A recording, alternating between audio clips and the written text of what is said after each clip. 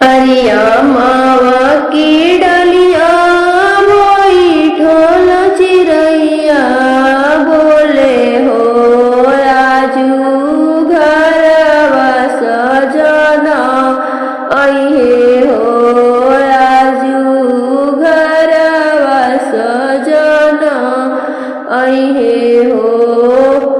सभावा बैठल बेटी के पापा रोवे हो आजू बेटी सपनवा भैली हो आजू बेटी सपनवा भैली हो सभावा बैठल बेटी के चाचा रोवे हो आजू बचिया सपनवा भैली हो आजू धियावा सपनवा भैली हो चुप रहो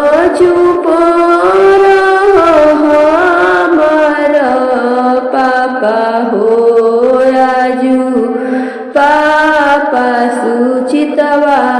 भैल हो आजू पापा सुचितवा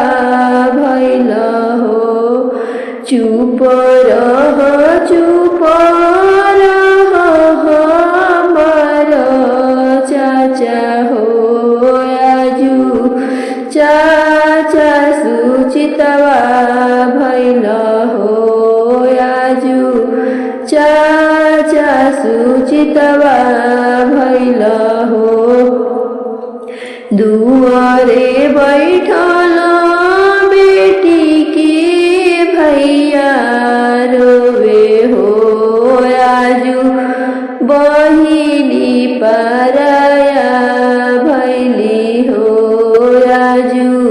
बहिनी पराया भैली हो चुप रहो हमर भैया हो आजू भैया सुचितवा भैल हो आजू भैया सुचितवा भैल हो अरिया मावा की डलिया बैठल चिरैया बोले हो आजू